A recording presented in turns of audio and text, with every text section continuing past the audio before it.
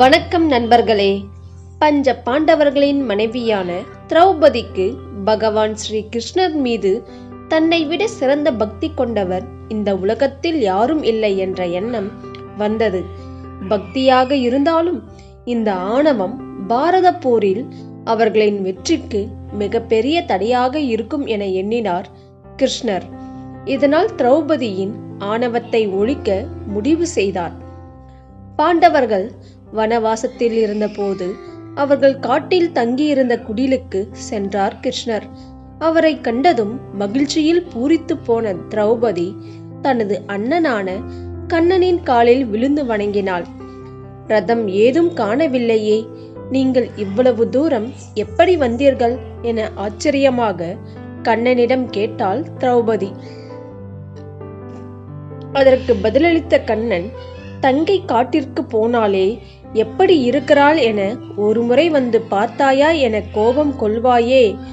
அதனால் உன்னை காண வேண்டும் என்ற எண்ணமும் ஆர்வமும் என்னை உந்தி தள்ளியது.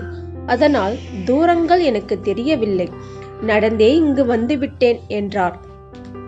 கண்ணனின் வார்த்தைகளை கேட்டு மகிழ்ச்சியில் ஆனந்த கண்ணீர் வடித்த திரௌபதி, எனக்காக என்னை காண நடந்தே இங்கு வந்தாயா? கால்கள் வலிக்குமே என அக்கறையுடன் விசாரித்தாள்.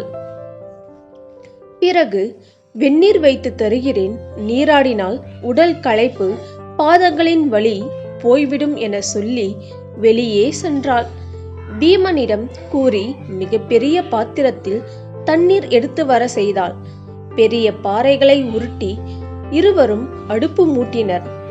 பெரிய மரத்தை வேருடன் பெயர்த்து எடுத்து வந்து தீ மூட்டினர்.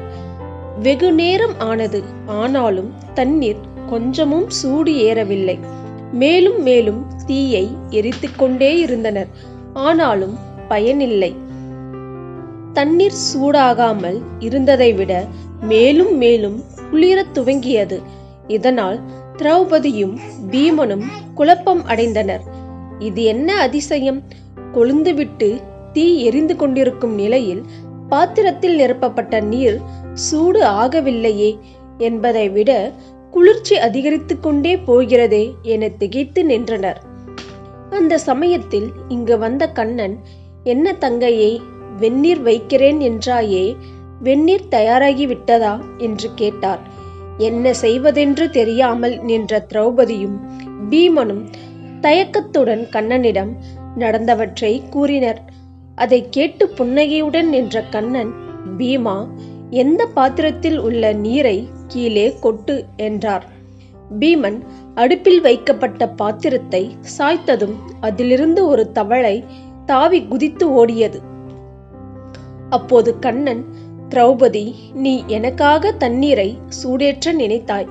ஆனால் அந்த பாத்திரத்திற்குள் இருந்த தவளையோ தான் இறந்துவிடக் கூடாது என என்னை வேண்டிக் கொண்டே இருந்தது.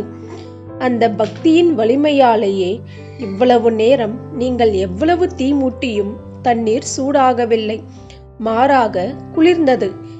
என்னை வேண்டிய தவளையை காப்பாற்ற நான் எண்ணியதே இதற்கு காரணம் என்றார்.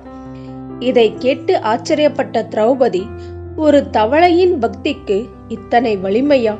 அப்படியானால் எனது பக்தி தான் சிறந்தது என நான் நினைத்தது தவறா என மனதிற்குள் பல கேள்விகளை கேட்டுக்கொண்டிருந்தார்.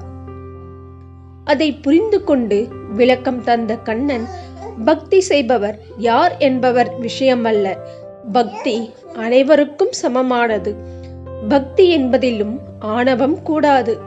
தன்னால் ஆவது ஒன்றுமில்லை, எல்லாம் அவனே என பூரண சரணாகதி, பூரண நம்பிக்கை ஆகியன தான் பக்தி என்றார்.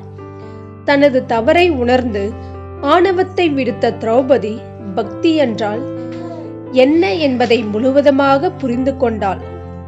நன்றி நண்பர்களே. மீண்டும் இன்னொரு பதிவில் சந்திக்கலாம்.